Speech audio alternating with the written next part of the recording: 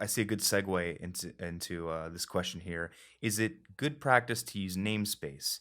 Most tutorials don't use them. I will say it absolutely is a good practice to use namespaces, and I use them in my tutorials. But you're right, most tutorials don't use them. Um, Namespacing is important for many reasons. One of the most important reasons I think namespaces should be used is because when you're writing your code, your project, when you're building your project, you need to think about your boundaries. So, what are boundaries? Well, if you think about again this example of a player, what can a player do? Well, you a player would have health, a player might have an inventory, and a player would be able to move.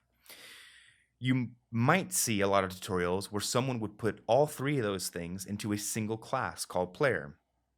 But in a lot of cases, that would be too much responsibility for one class. Now, obviously, there are some cases where you have a very simple game, and sure, you could justify doing that.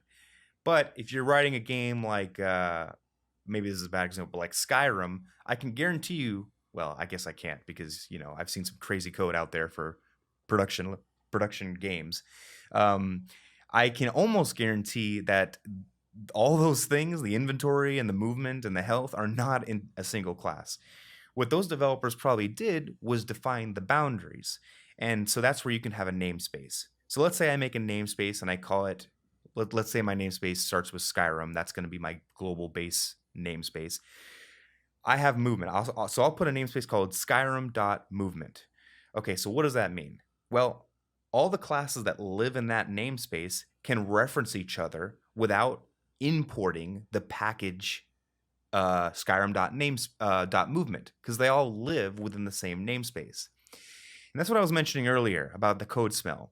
If all of a sudden I have a class in my Skyrim.movement namespace that has to reference Skyrim.inventory, that is actually a code smell. Why would my movement set, my movement namespace, why would something in my movement namespace have to reference something in my inventory namespace? It doesn't make any sense, right? Because movement has nothing to do with inventory and it never should. Um, and that's where you keep yourself honest.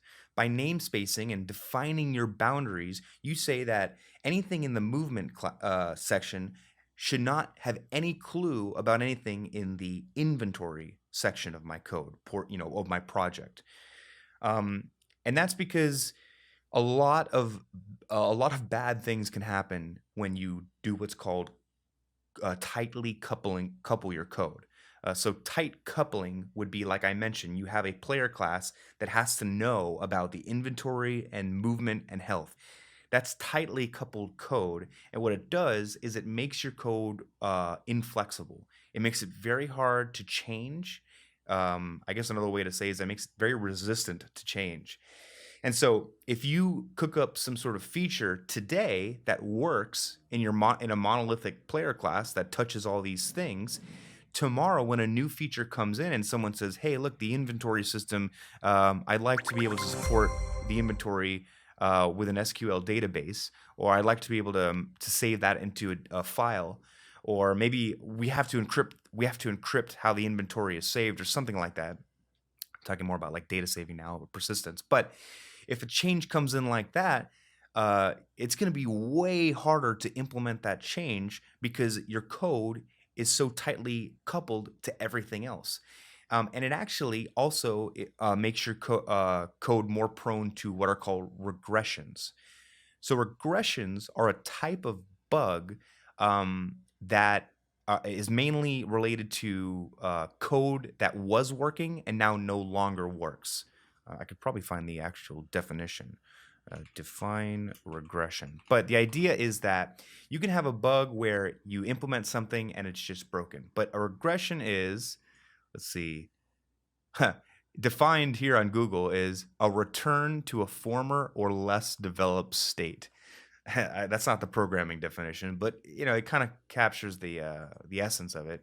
You're regressing. You're moving backwards, taking one step forward, two step backs. If you implement movement and all of a sudden you have to make a change to your inventory, but then that change to your inventory breaks your movement. Now you've just made a step backwards. And that typically happens when you couple your code tightly.